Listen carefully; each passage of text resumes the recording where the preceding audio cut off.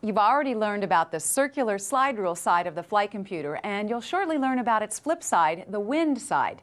But before we do that, though, we need to discuss some basic navigation concepts. Let's begin by talking about flying a course.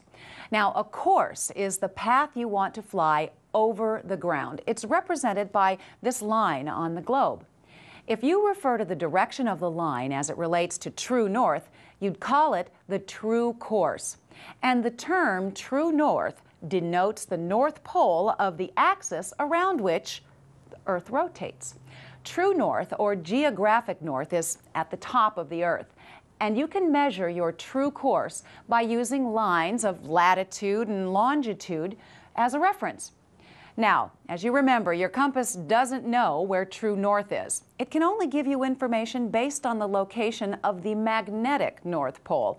And as it happens, the true North Pole and the magnetic North Pole don't hang out together. You see, the magnetic North Pole is up here in the wilds of northern Canada, many, many miles and a mass of moose, walrus, and frozen tundra away from the true North Pole.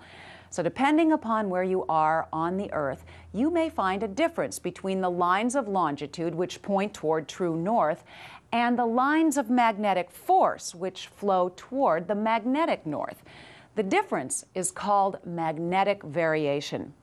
Now let's zoom in on the U.S. Since your compass uses magnetic north, but your charts are based on true north, you need to know magnetic variation to determine your magnetic course. And the people who make our charts have helped us out. See those lines? They're isogonic lines, and the magnetic variation along them is the same. They're depicted on aeronautical charts with dashed magenta lines, and the numbers on them tell you how many degrees of magnetic variation each line represents. In this example, the variation is 15 degrees east, which means your heading to the magnetic North Pole would be 15 degrees east of the heading you'd fly to the true North Pole. Each line includes the variation and a W or an E depending on whether magnetic north is west or east of true north from that point on the Earth. If you look at the eastern United States, you can see that magnetic north is west of true north. So the isogonic line has a W on it for west, 1 degree west. Now, if you pointed the aircraft at the magnetic north, you'd see that true north is to the right. So to fly to true north, you'd need to turn right, essentially adding degrees to your current course. So if the isogonic line has a W on it, you add the variation to the true course to get the magnetic course. Likewise, if you look at this airplane in the western United States, you can see that to correct the course, you'd need to subtract the variation. Now, what if you were on the zero variation line like this airplane?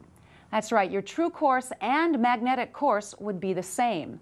The easiest way to remember whether to add or subtract magnetic variation is to use the phrase east is least and west is best. Subtract the variation if it has an E and add it if it has a W. Then fly this magnetic course to actually make that track over the ground. Now, up to this point, we've been talking about your course. The problem is that your magnetic course may not be the same as the magnetic heading of your aircraft. Magnetic heading is the direction the nose of the aircraft is actually pointed relative to magnetic north. So that would mean there would be a difference between the heading of the aircraft and the course that you're flying. Here's where the wind comes in. Let's say there's a wind blowing from the northwest.